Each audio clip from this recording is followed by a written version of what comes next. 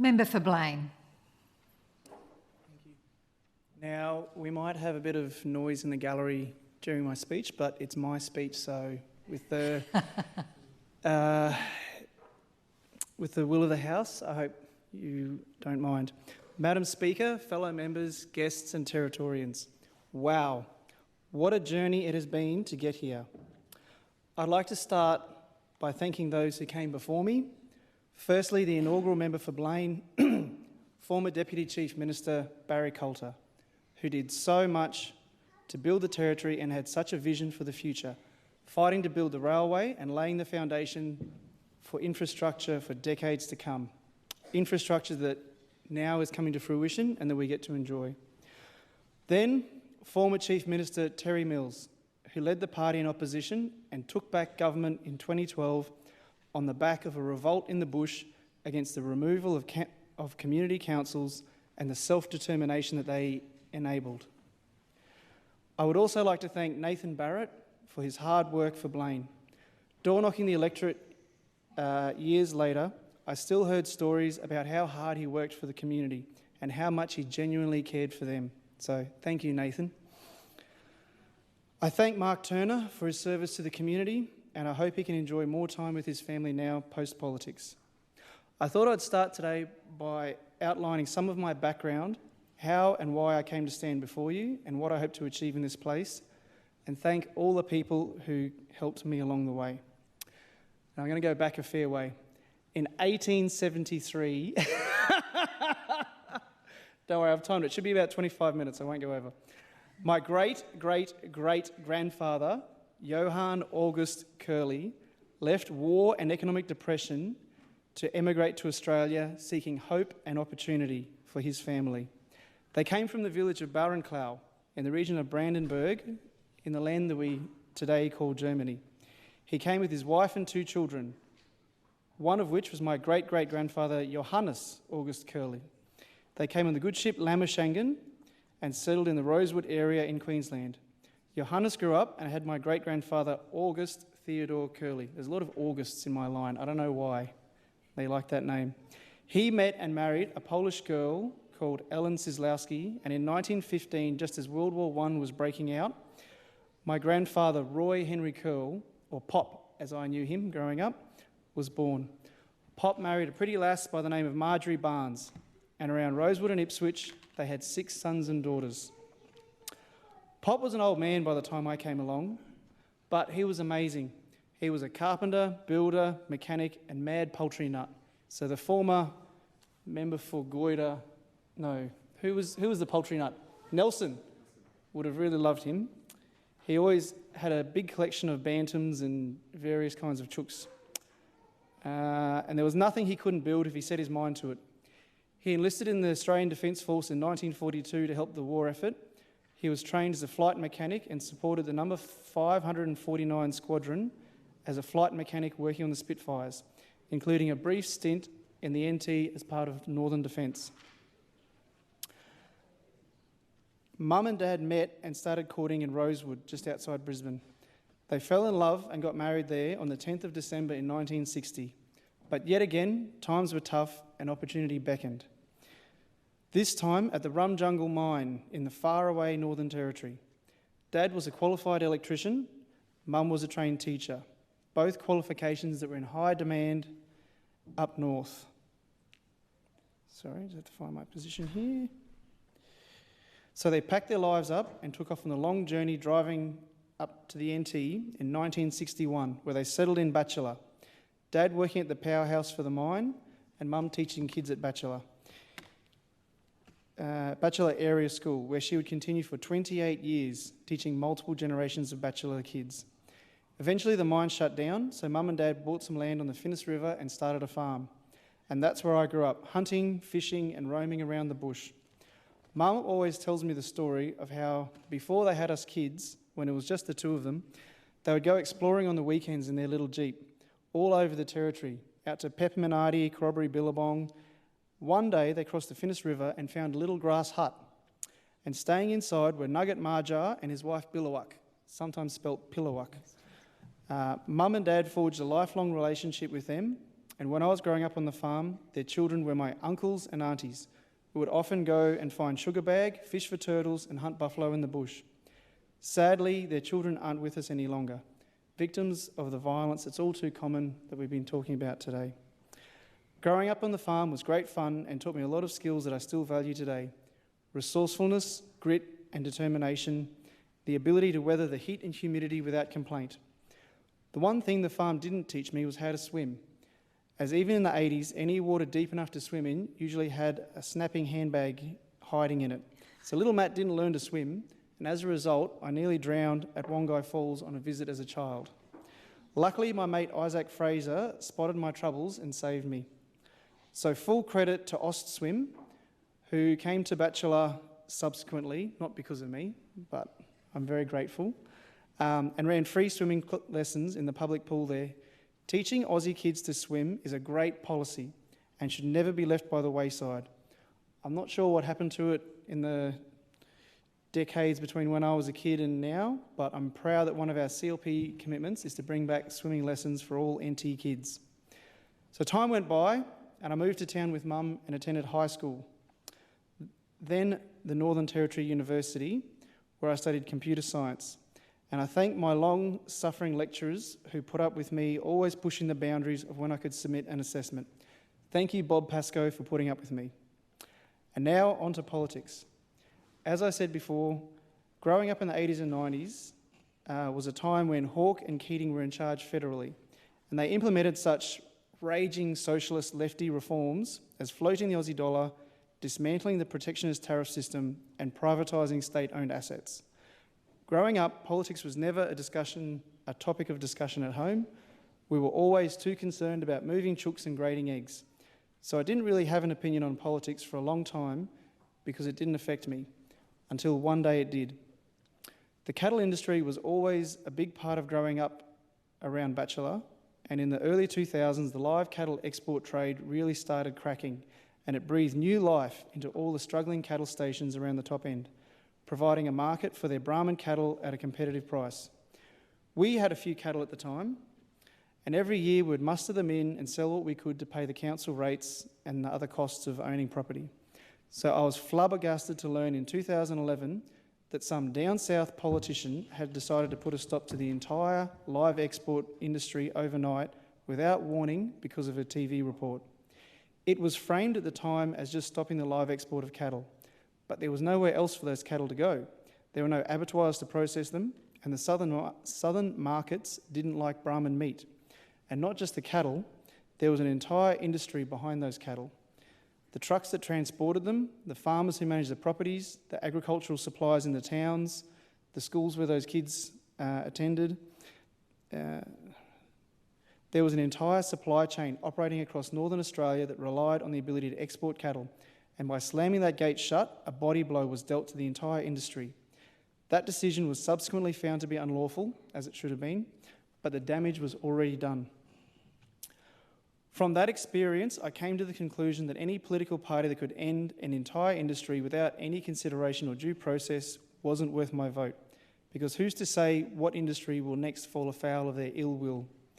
Fast forward to September 2016, and a Chief Minister of the same party, but a different branch, put an end to onshore gas exploration in the NT, only to lift the ban a few years later. But in the meantime, all the businesses that were supplying pipes, valves, fittings, all the truckers who were driving up and down the highway, all the businesses that were involved in the exploration, all came to a grinding halt. People were let go from jobs and unable to make mortgage payments because of that decision. What the people who make decisions like this don't realise is that in the public sector, you can pause projects. That's fine. Put them aside, everyone continues on with their life, everyone still has a salary. But in the private sector, if you stop an activity, what you're actually doing is taking the lifeblood out of a business, which means that husbands and wives don't bring money home for their family, mortgage repayments get missed, mum and dad start looking at the household shopping list, trying to see where they can economise. That same Chief Minister also had an ideology, a belief that the way to fix our high rates of Indigenous and youth incarceration was to simply stop taking offenders into custody. So that's what happened. The rights of offenders were prioritised over the rights of victims, The hands of police were tied, so offenders who breached bail were released and police weren't allowed to apprehend stolen vehicles. I remember clearly driving around Palmerston in 2017 and being dismayed by the number of stolen vehicles dumped on the side of the road. It was a constant occurrence. I remember that we had crime meetings at the time in Palmerston trying to figure out what to do about the sudden increase in crime. People's houses were being invaded, with offenders chasing car keys to then drive their cars around the streets and bait police in car pursuits, knowing that the police had to call off a pursuit if the offender drove in a dangerous manner. This all came to a head for me in March 2017 when one of my close friends in Grey was packing for work one night to go on a work trip to Alice the next day and left his car keys on the kitchen bench, the kitchen bench inside his house, beside his wife's bag with her wedding rings. He woke up the next morning to find his car keys, his wife's handbag, rings and his car missing. The offender was eventually arrested a few days later, but the car was ruined and the family was turned upside down for weeks until they got it back in mostly working order. One night of joy riding for an offender, weeks and weeks of trauma for a young family. One thing I remember clearly was that the only public figure who was taking a strong stand against this growing lawlessness, and indeed for years to come, was Lia Finocchiaro, the member for Spilett, who was my local member at the time. And this continued when in 2019 the government of the day decided in its infinite wisdom to remove breach of bail as an offence for those under 18. Lia, the member for Spilett, was rightly pointing out the consequences that would flow if this happened, which they unfortunately did.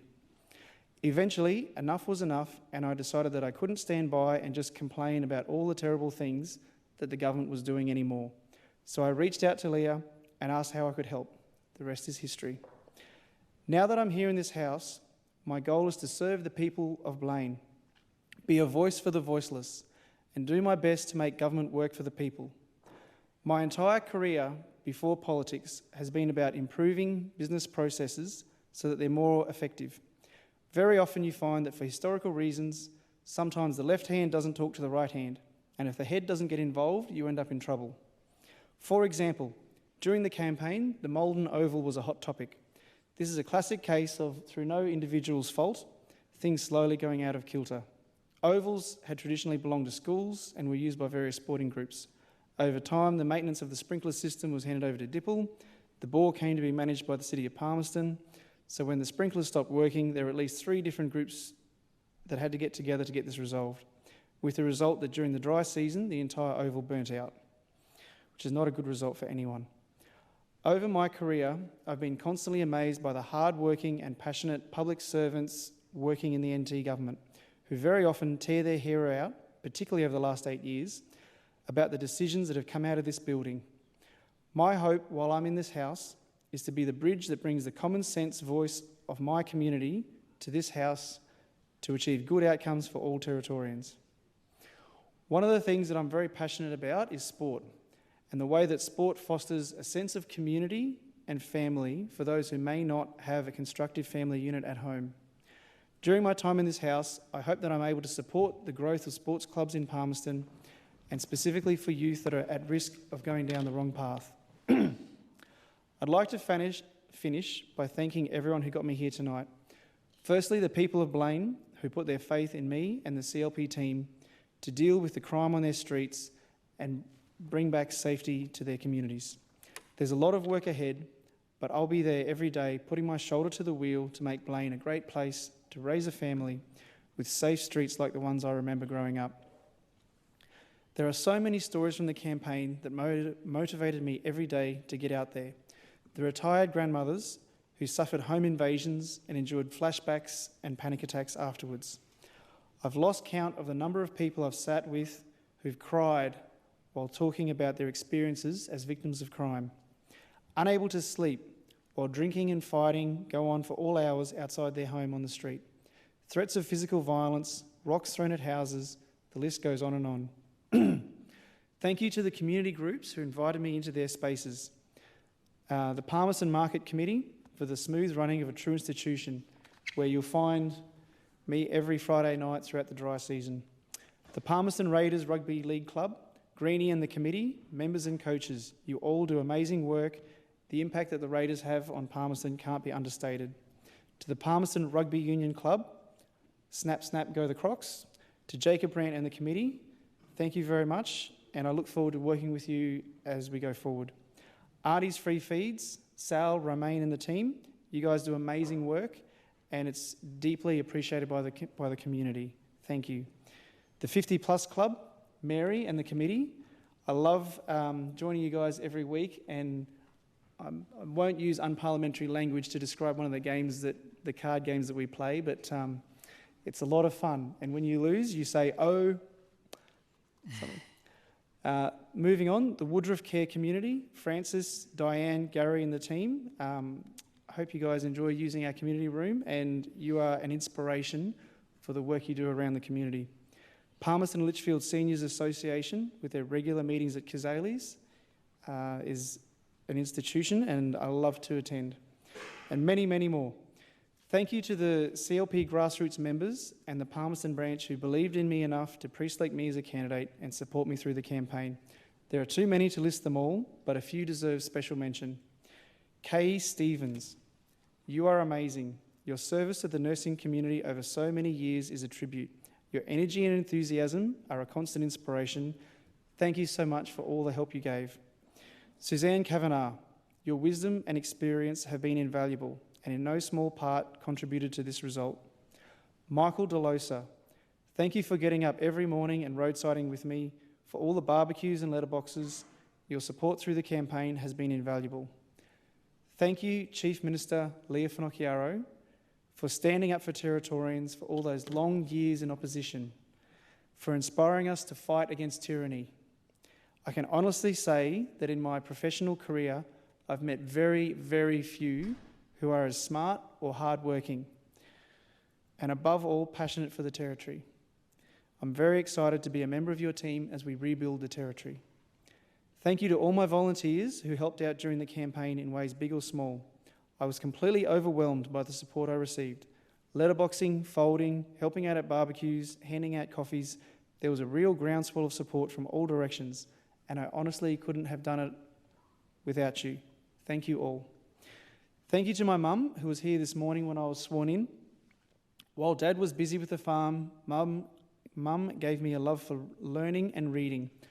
When we lost Dad, Mum was the glue that held our family together. I love you, Mum.